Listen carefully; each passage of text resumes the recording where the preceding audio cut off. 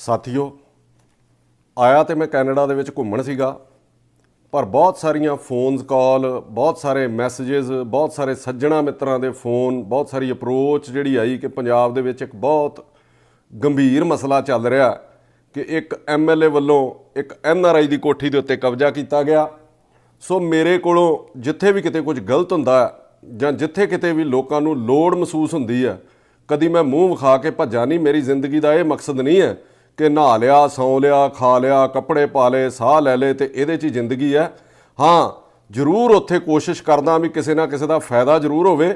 ਜੇ ਫਾਇਦਾ ਨਹੀਂ ਤੇ ਮੇਰੇ ਗੱਲ ਕਰਨ ਦੇ ਨਾਲ ਕਿਸੇ ਦਾ ਨੁਕਸਾਨ ਵੀ ਨਾ ਹੋਵੇ। ਮੈਂ ਜਿਹੜੀਆਂ ਇਹ ਦੋ ਲੈਣਾ ਕਹਿ ਕੇ ਆਪਣੀ ਗੱਲ ਸ਼ੁਰੂ ਕਰਨ ਲੱਗਾ, ਜਿਹੜਾ ਕੋਠੀ ਵਾਲਾ ਪੰਜਾਬ 'ਚ ਮਸਲਾ ਚੱਲ ਰਿਹਾ, ਮੈਂ ਆਪਣੇ ਬਾਰੇ ਕਿਉਂ ਜ਼ਰੂਰਤ ਸਮਝੀ ਕਿ ਇੱਥੇ ਮੈਂ ਉਹਨਾਂ ਦੇ ਘਰ ਆਇਆ ਜਿਨ੍ਹਾਂ ਦੀ ਇਹ ਕੋਠੀ, ਇਹਨਾਂ ਦੇ ਮੈਸੇਜ ਤੇ ਇਹਨਾਂ ਦੇ ਮਾਤਾ ਜੀ ਜਿਹੜੇ ਬਜ਼ੁਰਗ ਨੇ ਉਹ ਪੰਜਾਬ 'ਚ ਫਿਰ ਰਹੇ ਨੇ। ਇਸ ਕਰਕੇ ਮੈਨੂੰ ਵੀ ਇਹ ਮਹਿਸੂਸ ਹੋਇਆ ਕਿ ਮੈਨੂੰ ਇਹ ਜਾ ਕੇ ਇਹਨਾਂ ਦੀ ਆਵਾਜ਼ ਜਿਹੜੀ ਉਹ ਬੁਲੰਦ ਕਰਨੀ ਚਾਹੀਦੀ ਹੈ ਕਿ ਗੁਲਾਮ ਫਰੀਦਾ ਇੱਥੇ ਸਭ ਮੁਸਾਫਰ ਨਹੀਂ।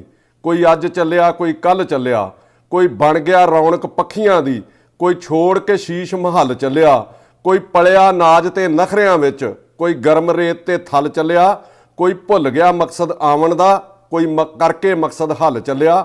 ਗੁਲਾਮ ਫਰੀਦਾ ਇੱਥੇ ਸਭ ਮੁਸਾਫਰ, ਕੋਈ ਅੱਜ ਚੱਲਿਆ ਤੇ ਕੋਈ ਕੱਲ੍ਹ ਚੱਲਿਆ। ਸੋ ਮਕਸਦ ਜ਼ਿੰਦਗੀ ਦਾ ਇਹ ਹੋਣਾ ਚਾਹੀਦਾ ਕਿ ਤੁਸੀਂ ਕਿਸੇ ਦੇ ਨਾਲ ਜ਼ਿੰਦਗੀ ਦੇ ਵਿੱਚ ਮਾੜੇ ਸਮੇਂ 'ਚ ਜਾਂ ਮੁਸ਼ਕਿਲ ਦੇ ਵਿੱਚ ਖਲੋਵੋ। ਇਹ ਨਹੀਂ ਕਿ ਕਿਸੇ ਦੇ ਘਰ ਆਏ ਹੋ, ਮਤਲਬ ਘੁੰਮਣ ਫਿਰਨ ਆਏ ਹੋ, ਖਾ ਪੀ ਲਿਆ ਤੇ ਚਲੇ ਗਏ। ਅੱਜ ਮੈਂ ਇਹਨਾਂ ਨੂੰ ਕੱਲ੍ਹ ਆਪ ਫੋਨ ਕੀਤਾ, ਮੇਰੇ ਕਿਸੇ ਦੋਸਤ ਨੇ ਨੰਬਰ ਦਿੱਤਾ ਸੀਗਾ ਔਰ ਇਹਨਾਂ ਨੇ ਮੈਨੂੰ ਅੱਜ ਇੱਥੇ ਆਪਣੇ ਘਰ ਬੁਲਾਇਆ ਔਰ ਮੈਂ ਸਾਰੇ ਪੰਜਾਬ ਵਾਲਿਆਂ ਨਾਲ, ਸਾਰੇ ਜਿੱਥੇ ਵੀ ਐਨਆਰਆਈ ਨੇ, ਜਿੱਥੇ ਵੀ ਇਹਨਾਂ ਦੇ ਹਮਦਰਦ ਲੋਕ ਨੇ ਜਿਹੜੇ ਐਨਆਰਆਈਜ਼ ਦੇ, ਉਹਨਾਂ ਨਾਲ ਸਾਰੀ ਗੱਲ ਇਹ ਸਾਂਝੀ ਕਰਨੀ ਚਾਹੁੰਦਾ ਕਿ ਇਹ ਮਸਲਾ ਸ਼ੁਰੂ ਕਿੱਥੋਂ ਹੋਇਆ। ਇਹ ਮਈ ਲਾਸਟ ਦੀ ਗੱਲ ਹੈ। ਇਹ ਸਾਰ ਪਰਮਜੀਤ ਸਿੰਘ ਢਾਲੀਵਾਲ ਨੇ, ਜਿਨ੍ਹਾਂ ਦੇ ਉੱਥੇ ਮਦਰ ਵੀ ਗਏ ਹੋਏ ਨੇ ਤੇ ਵਾਈਫ ਵੀ ਇਹਨਾਂ ਦੇ।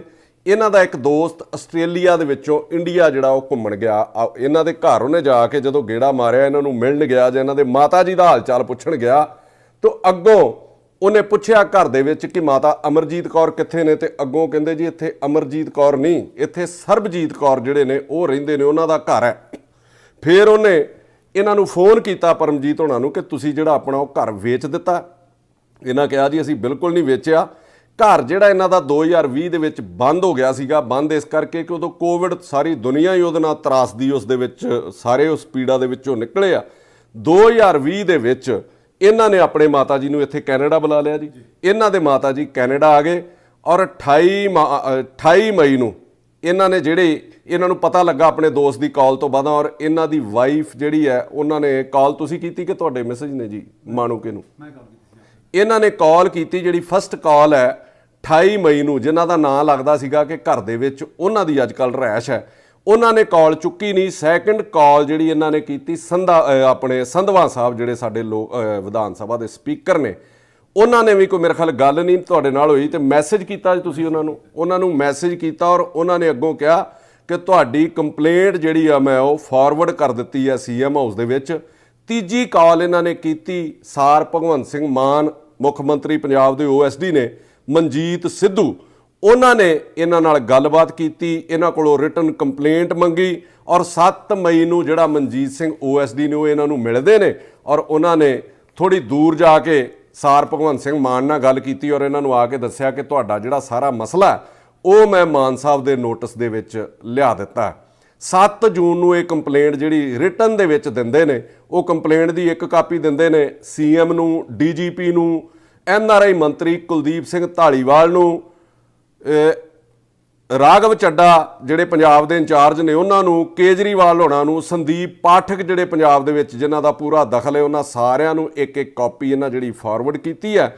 ਔਰ ਉਹਦੇ ਵਿੱਚ ਜੋ ਤੱਥ ਮੇਰੇ ਸਾਹਮਣੇ ਆਏ ਤੇ ਜੋ ਇਹਨਾਂ ਦਿੱਤੇ ਕਿ 8 ਜੂਨ ਨੂੰ ਜਿਹੜੀ ਫਰਦ ਹੈ ਉਹ ਇਹਨਾਂ ਦੀ ਅਮਰਜੀਤ ਕੌਰ ਜਿਹੜੇ ਇਹਨਾਂ ਦੇ ਮਾਤਾ ਜੀ ਨੇ ਉਹਨਾਂ ਦੇ ਨਾਂ ਦੇ ਉੱਤੇ ਬੋਲਦੀ ਹੈ। 8 ਜੂਨ ਦੀ ਇਹਨਾਂ ਨੇ ਉਹ ਕਾਪੀ ਕਢਾਈ ਹੈ ਫਰਦ ਦੀ ਔਰ ਉਸ ਤੋਂ ਬਾਅਦ ਹੁਣ ਜਿਹੜੀ ਫਰਦ ਹੈ ਜਦੋਂ ਇਹ ਕੰਪਲੇਂਟ ਦੇ ਦਿੰਦੇ ਨੇ 8 ਜੂਨ ਤੱਕ ਇਹਨਾਂ ਦੇ ਨਾਂ ਤੇ ਹੈ ਔਰ ਉਸ ਤੋਂ ਬਾਅਦ ਜਿਹੜੀ ਫਰਦ ਹੈ ਉਹ ਕਰਮ ਸਿੰਘ ਸਿੱਧੂ ਦੇ ਨਾਂ ਦੇ ਉੱਤੇ ਜਿਹੜੀ ਉਹ ਚੜ੍ਹ ਜਾਂਦੀ ਹੈ। 2004 ਦੇ ਵਿੱਚ ਇਹਨਾਂ ਨੇ ਕੋਠੀ ਖਰੀਦੀ ਆ, ਇੱਥੇ ਬੈਠੇ ਨੇ ਕੈਨੇਡਾ। 2004 ਤੁਸੀਂ ਕਿਹੜੇ ਸੰਨ ਤੋਂ ਆਏ ਹੋ ਜੀ ਇੱਥੇ? 80-81 ਤੋਂ ਇੱਥੋਂ, ਮਤਲਬ ਵੀ ਇਹ ਸਦੀ ਦਾ ਇੱਕ ਤੀਜਾ ਹਿੱਸਾ ਹੀ ਹੋ ਗਿਆ ਜਦੋਂ ਦੇ ਇੱਥੇ ਬੈਠੇ ਨੇ। 2004 ਦੇ ਵਿੱਚ ਇਹ ਕੋਠੀ ਖਰੀਦੀ ਹੈ, ਮਾਤਾ ਜੀ ਇਹਨਾਂ ਦੇ ਉੱਥੇ ਰਹਿੰਦੇ ਸੀਗੇ। 2005 21 ਮਾਰਚ ਜਿਹੜੀ 2005 ਉਦੋਂ ਇੱਕ ਪਾਵਰ ਆਫ ਟਾਰਨੀ ਤਿਆਰ ਹੁੰਦੀ ਹੈ ਅਸ਼ੋਕ ਕੁਮਾਰ ਵੱਲੋਂ, ਔਰ ਉਹਦੇ ਵਿੱਚ ਜਿਹੜੇ ਸਿਗਨੇਚਰ ਨੇ ਜਿਵੇਂ ਇਹਨਾਂ ਨੇ ਦੱਸਿਆ ਕਿ ਫੇਕ ਸਿਗਨੇਚਰ ਜਿਹੜੇ ਅਮਰਜੀਤ ਕੌਰ ਦੇ, ਪਰਮਜੀਤ ਕੌਰ ਦੇ, ਔਰ ਉਹਦੀ ਰਿਪੋਰਟ ਤੱਕ ਆ ਚੁੱਕੀ ਹੈ। ਦੋ ਜਿਹੜੇ ਫੋਰੈਂਸਿਕ ਮਾਹਰ ਨੇ ਉਹਨਾਂ ਕੋਲੋਂ ਇਹਨਾਂ ਨੇ ਰਿਪੋਰਟ ਜਿਹੜੀ ਲਈ ਹੈ ਕਿ ਇਹ ਸਿਗਨੇਚਰ ਜਿਹੜੇ ਮੈਚ ਹੀ ਨਹੀਂ ਕਰਦੇ। 16 ਜੂਨ ਨੂੰ ਇਹਨਾਂ ਕੋਲੇ 2 ਰਿਪੋਰਟਾਂ ਜਿਹੜੀਆਂ ਆ ਗਈਆਂ ਨੇ, ਜਿਹਦੀ ਆ ਕਾਪੀ ਇਹਨਾਂ ਨੇ ਹੁਣ ਇੱਥੇ ਮੈਨੂੰ ਦਿੱਤੀ ਹੈ। ਇਹ ਪੰਜਾਬ ਵੀ ਭੇਜ ਦਿੱਤੀਆਂ ਨੇ ਜੀ, ਤੁਸੀਂ ਕਾਪੀਆਂ ਉੱਥੇ ਦਸਤਾਵੇਜ਼ ਹੈ ਜੀ, ਉਹਨਾਂ ਨੇ ਕਰਵਾਈਆਂ ਸੀ ਸਾਡੇ ਲਈ ਤੇ ਉਹਨਾਂ ਨੇ ਇਹਦੀ ਕੀਤੀ ਹੋਈ ਹੈ ਰਿਪੋਰਟ ਪੂਰੀ।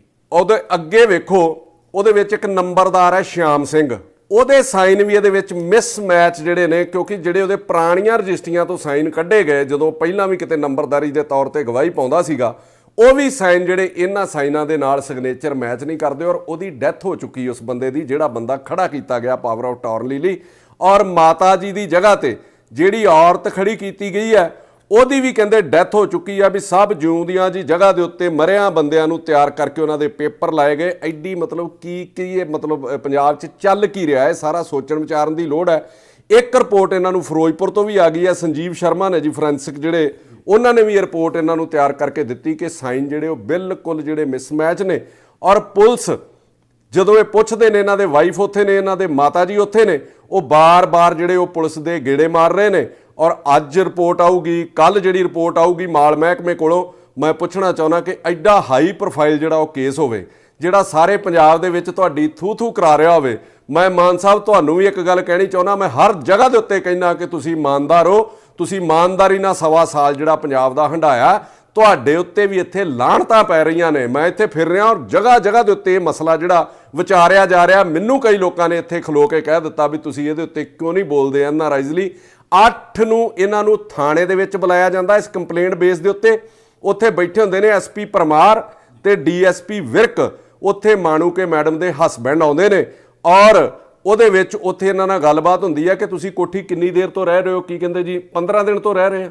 15 ਦਿਨ ਦਾ ਉੱਥੇ ਲਾਇਆ, ਕਹਿੰਦੇ 2 ਮਹੀਨੇ ਤੋਂ ਕਿਰਾਏ ਤੇ ਲਈ ਹੋਈ ਹੈ। 2 ਮਹੀਨੇ ਤੋਂ ਕਹਿੰਦੇ ਨੇ ਕਿਰਾਏ ਤੇ ਲਈ ਹੋਈ ਆ। ਤੇ ਕਿਰਾਏਨਾਮੇ ਦੇ ਵਿੱਚ ਮੇਰੇ ਖਿਆਲ 15 ਮਈ ਦਾ ਟਾਈਮ ਹੈ। 15 ਮਈ ਦੇ ਵਿੱਚ 15 ਦਿਨਾਂ 'ਚੋਂ ਕੋਠੀ ਤਿਆਰ ਵੀ ਕਿਵੇਂ ਹੋ ਗਈ, ਉਹ ਰੈਨੋਵੇਟ ਵੀ ਕਿਵੇਂ ਹੋ ਗਈ ਕਿ ਜਦੋਂ ਇੱਥੇ ਰਹਿ ਰਹੇ ਨੇ।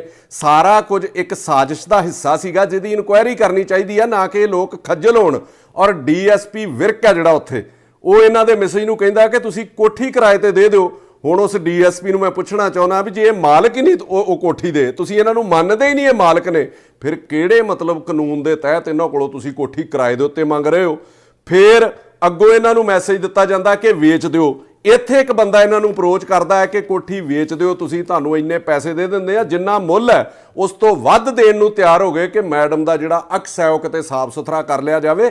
ਅਕਸ ਇਸ ਤਰੀਕੇ ਸਾਫ਼ ਨਹੀਂ ਹੋਣਾ ਮੈਡਮ, ਤੁਸੀਂ ਵੀ ਸੁਣ ਲਓ ਮਾਣੂਕੇ ਜੀ, ਅਕਸ ਤੁਹਾਡਾ ਸਾਫ਼ ਤਾਂ ਹੋਣਾ ਸੀਗਾ ਤੁਸੀਂ ਇਹਨਾਂ ਦੀ ਖੁਦ ਰਖਵਾਲੀ ਕਰਦੇ।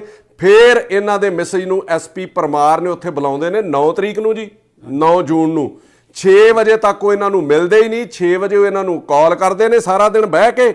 ਔਰ ਐਸਪੀ ਸਾਹਿਬ ਕਹਿੰਦੇ ਨੇ ਕਿ ਡੀਐਸਪੀ ਵਿਰਕ ਨੂੰ ਮਿਲ ਲਓ। ਆਂਦੇ ਜੀ ਉੱਥੋਂ ਤੋਂ ਨਿਆਂ ਹੀ ਨਹੀਂ ਮਿਲ ਰਿਹਾ, ਉਹ ਤੇ ਕੋਠੀ ਕਿਰਾਏ ਤੇ ਮੰਗ ਰਹੇ ਨੇ। ਉਹਨਾਂ ਕੋਲੋਂ ਅਸੀਂ ਕੁਝ ਨਹੀਂ ਮਤਲਬ ਤੁਹਾਨੂੰ ਸਿੱਧੇ ਤੌਰ ਦੇ ਉੱਤੇ ਮਿਲਣਾ ਚਾਹੁੰਦੇ ਆ, ਐਸਐਸਪੀ ਨੂੰ ਮਿਲਣਾ ਚਾਹੁੰਦੇ ਆ। ਇਹ ਗੁਰਮੀਤ ਸਿੰਘ ਖੁੱਡੀਆਂ ਮੰਤਰੀ ਨੂੰ ਮਿਲਦੇ ਨੇ, ਜਿਹੜੇ ਨਵੇਂ ਮੰਤਰੀ ਬਣੇ ਨੇ।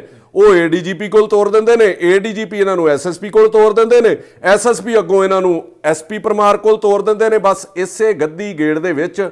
ਸੋ ਇਹ ਮਸਲਾ ਸਭ ਤੋਂ ਪਹਿਲਾਂ ਖਹਿਰਾ ਸਾਹਿਬ ਨੇ ਚੁੱਕਿਆ ਜੀ।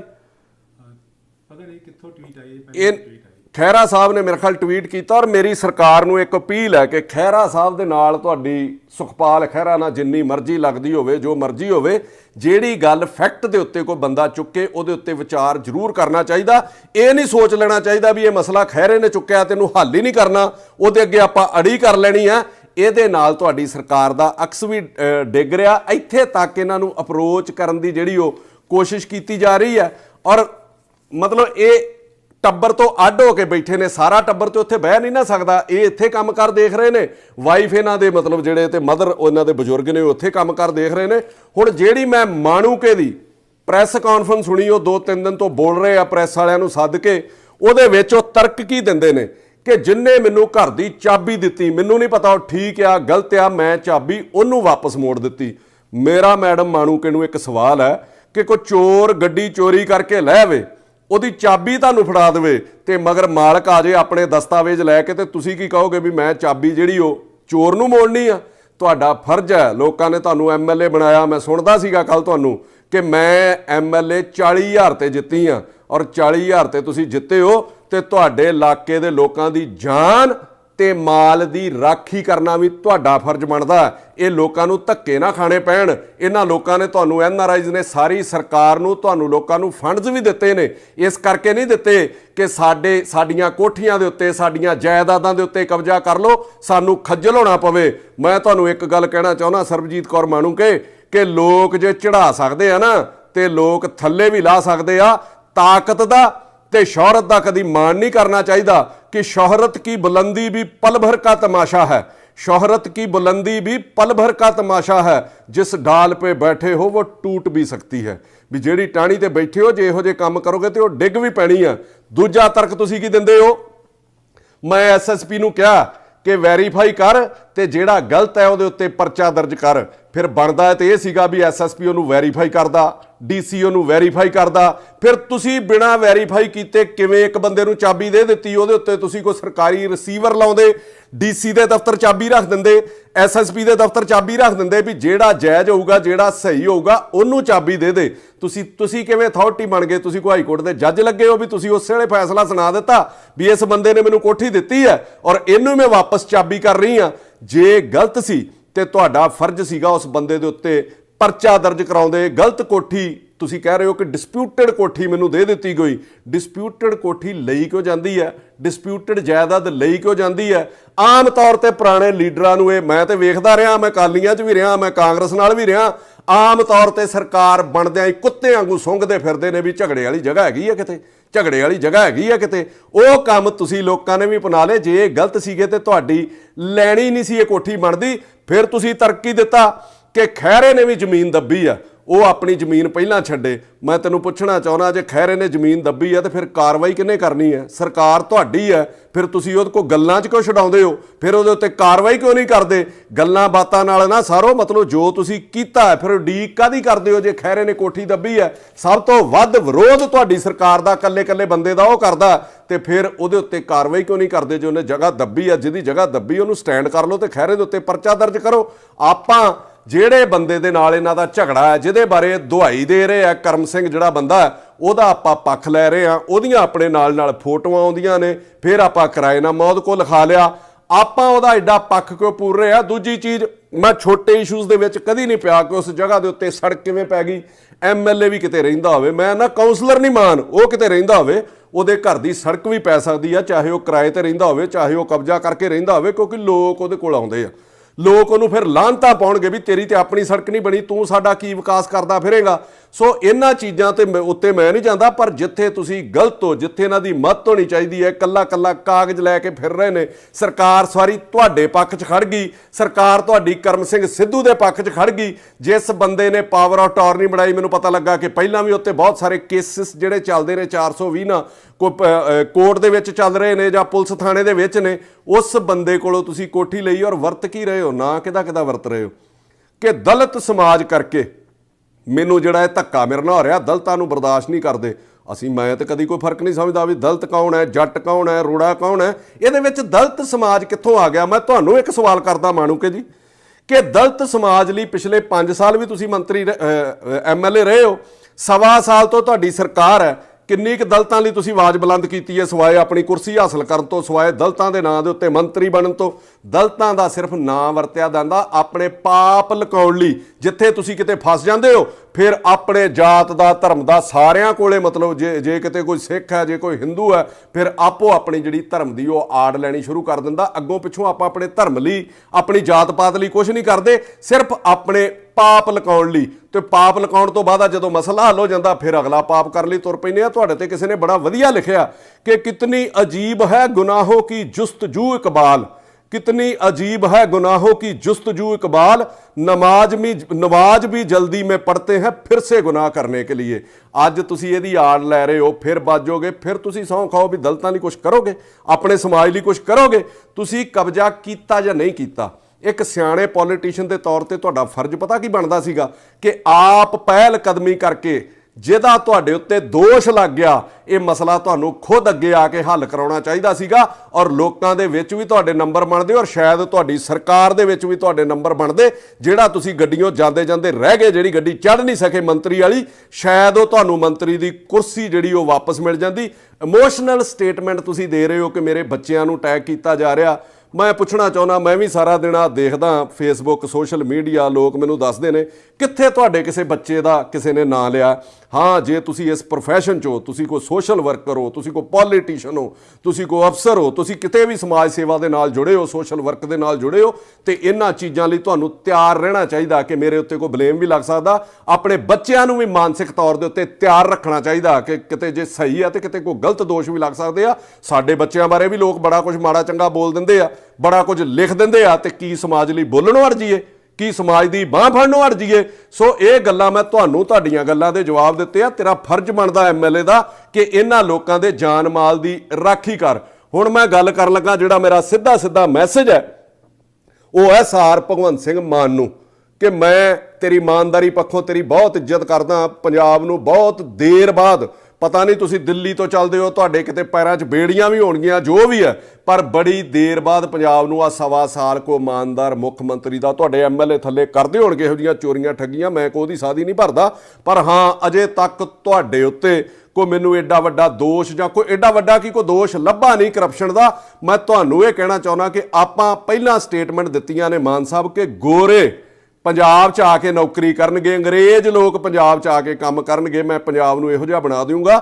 ਇੱਥੇ ਤੇ ਪੰਜਾਬੀ ਆਉਣ ਨੂੰ ਤਿਆਰ ਨਹੀਂ। ਜਿਹੜੇ ਪੰਜਾਬੀ ਇੱਥੇ ਰਹਿੰਦੇ ਨੇ ਉਹ ਵੀ ਭੱਜਣ ਨੂੰ ਤਿਆਰ ਨੇ ਲਾ ਐਂਡ ਆਰਡਰ ਕਰਕੇ। ਮਤਲਬ ਇੱਥੇ ਕੰਮ ਕਰ ਕਿਹੜੀ ਇੰਡਸਟਰੀ ਆਪਣੇ ਲੱਗ ਰਹੀ ਹੈ? ਕੁਝ ਵੀ ਨਹੀਂ ਲੱਗ ਰਿਹਾ। ਗੋਰੇ ਕਿਵੇਂ ਲੈ ਕੇ ਆ ਰਹੇ ਹੋ ਜਦੋਂ ਕਿ ਪੰਜਾਬੀਆਂ ਦੀਆਂ ਜਾਇਦਾਦਾਂ ਜਿਹੜੇ ਬਾਹਰ ਬੈਠੇ ਨੇ, ਸਰਕਾਰ ਨੂੰ ਉਹਨਾਂ ਜਾਇਦਾਦਾਂ ਦੀ ਚੌਕੀਦਾਰੀ ਕਰਨੀ ਚਾਹੀਦੀ ਹੈ ਕਿ ਇਹ ਬੰਦੇ ਆਪਣੀ ਰੋਜੀ ਰੋਟੀ ਕਮਾਉਣ ਲਈ ਗਏ, ਇੱਥੇ ਵੀ ਉਹਨਾਂ ਆਪਣੇ ਪੈਰ ਨਹੀਂ ਛੱਡੇ। ਔਰ ਇਹਨਾਂ ਲੋਕਾਂ ਦੀ ਜਾਇਦਾਦ ਦੀ ਰਾਖੀ ਦਾ ਸਾਡਾ ਫਰਜ਼ ਹੈ। ਇਹੋ ਲੋਕ ਸੁਰੱਖਿਅਤ ਨਹੀਂ ਹੈਗੇ, ਇਹਨਾਂ ਦੀਆਂ ਜਾਇਦਾਦਾਂ ਸੁਰੱਖਿਅਤ ਨਹੀਂ ਹੈਗੀਆਂ, ਤੇ ਗੋਰੇ ਤੇ ਕਿਤੇ ਇੱਧਰ ਮੂੰਹ ਹੀ ਨਹੀਂ ਕਰ ਸਕਦੇ। ਜੋ ਮੈਂ ਗੋਰਿਆਂ ਦਾ ਹਾਲ ਵੇਖਦਾ, ਜਿੱਡੇ ਉਹ ਡਿਸਪਲਿਨ 'ਚ ਰਹਿੰਦੇ ਨੇ ਤੇ ਜਿੱਡੀ ਉਹ ਇਮਾਨਦਾਰੀ ਨਾਲ ਕੰਮ ਕਰਦੇ ਨੇ। ਮੈਂ ਸਵੇਰੇ ਕਿਸੇ ਨਾਲ ਗੱਲ ਕਰਦਾ ਸੀਗਾ ਪੰਜਾਬ, ਮੇਰੇ ਪੱਤਰਕਾਰ ਨੇ ਦੋਸਤ, ਮੈਂ ਸਾਰੀ ਡਿਟੇਲ ਲੈ ਰਿਹਾ ਸੀਗਾ ਇਹਦੀ, ਔਰ ਉਹਨਾਂ ਨੇ ਮੈਨੂੰ ਇੱਕ ਗੱਲ ਦੱਸੀ ਕਿ ਮੇਰਾ ਇੱਕ ਦੋਸਤ ਹੈ ਇੰਗਲੈਂਡ ਦੇ ਵਿੱਚ, ਉਹ ਕਹਿੰਦਾ ਸੀਗਾ ਕਿ ਮੈਂ ਮੋਹਾਲੀ ਦੇ ਵਿੱਚ ਇੱਕ ਫਲੈਟ ਲੈਣਾ, ਕਿ ਮੈਂ ਕਦੀ ਪੰਜਾਬ ਆ ਗਿਆ, ਫਲੈਟ ਮਿਲ ਜਾਂਦੇ ਨੇ, ਮੈਂ ਵਧੀਆ ਇੱਥੇ ਰਿਹਾ ਕਰੂੰਗਾ। ਜਦੋਂ ਦਾ ਇਹ ਮਸਲਾ ਉੱਠਿਆ, ਉਹ ਕੰਨਾਂ ਨੂੰ ਹੱਥ ਹੀ ਲਾ ਗਿਆ ਵੀ ਮੇਰਾ ਜੋ ਕੁਝ ਹੈਗਾ ਮੈਂ ਉਹ ਵੀ ਵੇਚ ਕੇ ਬਾਹਰ ਹੀ ਕੁਝ ਲੈ ਲੈਣਾ, ਮੈਂ ਇੱਥੇ ਨਹੀਂ ਰਹਿਣਾ। ਇਹ ਸੱਚਾਈ ਆ, ਮੈਂ ਝੂਠ ਕਦੀ ਜ਼ਿੰਦਗੀ 'ਚ ਨਹੀਂ ਬੋਲਦਾ। ਜੋ ਸਾਹਮਣੇ ਆ ਰਹੇ ਨੇ ਫੈਕਟ, ਮੈਂ ਉਹ ਤੁਹਾਡੇ ਸਾਹਮਣੇ ਰੱਖ ਰਿਹਾ। ਮਾਨ ਸਾਹਿਬ, ਬਾਹਰ ਮੈਂ ਫਿਰ ਰਿਹਾ, ਲੋਕ ਲਾਹਣਤਾਂ ਪਾ ਰਹੇ ਨੇ ਇਸ ਕੋਠੀ ਵਾਲੇ ਮਸਲੇ ਦੇ ਉੱਤੇ ਵੀ ਐਡਾ ਵੱਡਾ ਮਸਲਾ। ਉਹ ਦੋ ਲੇਡੀਜ਼ ਪੰਜਾਬ ਦੇ ਵਿੱਚ ਜਾ ਕੇ ਖੱਜਲ ਹੋ ਰਹੀਆਂ ਨੇ। ਇੱਥੇ ਵੀ ਰੋਜੀ ਰੋਟੀ ਦੀ ਫਿਕਰ ਹੈ, ਇੱਥੇ ਕੋਈ ਪੰਜਾਬ ਵਾਲਾ ਹਿਸਾਬ ਤੇ ਨਹੀਂ ਕਿ 10 ਦਿਨ ਨੌਕਰੀ ਤੇ ਨਾ ਜਾਓ ਤੇ ਐਮਐਲਏ ਜਾਂ ਮੇਰੇ ਵਰਗਾ ਫੋਨ ਕਰਦੇ ਵੀ ਇਹਨੇ ਨਹੀਂ ਆਉਣਾ ਤੇ 10 ਦਿਨ ਇਹਦੀ ਹਾਜ਼ਰੀ ਲਾ ਦੀ। ਉਹੋ ਜਿਹਾ ਸਿਸਟਮ ਇੱਥੇ ਨਹੀਂ ਚੱਲਦਾ। ਸੋ ਇਹ ਲੋਕ ਤੁਹਾਡੇ ਕੋਲੋਂ ਬੜੀ ਆਸ ਨਾਲ ਬੈਠੇ ਨੇ, ਤੁਹਾਨੂੰ ਫੋਨ ਕੀਤਾ, ਤੁਹਾਡੇ ਓਐਸਡੀ ਨੇ ਤੁਹਾਡੇ ਧਿਆਨ 'ਚ ਲਿਆਂਦਾ। ਹੁਣ ਤੱਕ ਇਹ ਮਸਲਾ ਜਿਹੜਾ ਉਹ ਹੱਲ ਹੋ ਜਾਣਾ ਚਾਹੀਦਾ ਸੀਗਾ, ਔਰ ਇਹਨੂੰ ਦੁੱਧ ਦਾ ਦੁੱਧ, ਪਾਣੀ ਦਾ ਪਾਣੀ ਜਿਹੜਾ ਉਹ ਤੁਹਾਨੂੰ ਚਾਹੀਦਾ ਆਪ ਜਿਹੜਾ ਉਹ ਦਖਲ ਦੇ ਕੇ ਕਰੋ। ਜੇ ਤੁਸੀਂ ਇਹ ਮਸਲਾ ਹੱਲ ਕਰੋਗੇ, ਮੈਂ ਤੁਹਾਨੂੰ ਗਰੰਟੀ ਨਾ ਕਹਿੰਦਾ, ਜੋ ਮੈਂ ਇੱਥੇ ਹਾਲਾਤ ਵੇਖੇ ਨੇ, ਲੋਕਾਂ ਦਾ ਵਿਸ਼ਵਾਸ ਤੁਹਾਡੇ ਲਈ ਹੋਰ ਪੱਕਾ ਹੋਊਗਾ। ਲੋਕ ਤੁਹਾਡੀ ਸਿਫਤ ਕਰਨਗੇ। ਆਪਣੇ ਐਮਐਲਏਆਂ ਦੀਆਂ ਗਲਤੀਆਂ ਕਰਕੇ ਆਪਣੀ ਸਰਕਾਰ ਦਾ ਅਕਸ ਨਾ ਸੁੱਟੋ।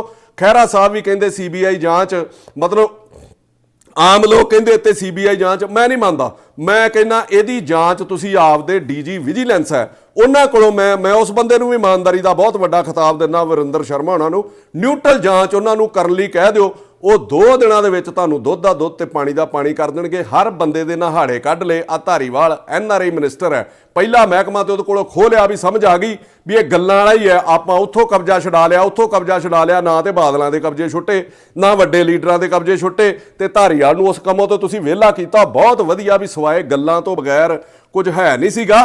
ਪਰ ਆ ਜਿਹੜਾ ਮਸਲਾ ਹੈ ਤੁਹਾਡੇ ਆਪਣੇ ਧਿਆਨ ਦੇ ਨਾਲ ਜਿਹੜਾ ਉਹ ਹੱਲ ਹੋਣਾ ਚਾਹੀਦਾ। 7 ਸਮੁੰਦਰੋਂ ਪਾਰ, ਮੇਰਾ ਇੱਕ ਛੋਟਾ ਜਿਹਾ ਸਵਾਲ ਹੈ ਭਗਵੰਤ ਮਾਨ ਹੋਣਾ ਨੂੰ, 7 ਸਮੁੰਦਰੋਂ ਪਾਰ ਕੌਣ ਜਾ ਕੇ ਝੂਠੀ ਲੜਾਈ ਲੜਦਾ ਹੈ ਜੀ ਪੰਜਾਬ ਦੇ ਵਿੱਚ? ਕਿਹਨੂੰ ਨਹੀਂ ਪਤਾ ਵੀ ਪੰਜਾਬ ਦੇ ਵਿੱਚ ਪੁਲਿਸ ਕਿੰਨੀ ਆਪ ਉਧਰੀ ਆ ਵੀ ਇਹਨਾਂ ਨੂੰ ਫਸਾ ਦੂਗੀ ਕਿਤੇ ਨਾ ਕਿਤੇ। ਸੱਚੇ ਨੇ ਤੇ ਇਹ ਲੜਾਈ ਆਪਣੀ ਲੜ ਰਹੇ ਆ ਨਾ। ਕਿੱਡੀ ਕੁ ਛੇਤੀ ਇਹ ਮਸਲਾ ਹੱਲ ਹੋ ਸਕਦਾ? ਇਹਦੇ ਤੇ 2-3 ਤਰਕ ਨੇ। ਲਾਓ ਆਪਦੇ ਡੀਜੀ ਦੀ ਡਿਊਟੀ ਤੇ 2 ਦਿਨਾਂ 'ਚ ਹੱਲ ਨਾ ਹੋਵੇ। ਉਹ ਕਹਿ ਰਹੀ ਹੈ ਕਿ ਮੈਂ 15 ਦਿਨਾਂ ਤੋਂ ਇੱਥੇ ਕਿਰਾਏ ਤੇ ਆ ਜੀ।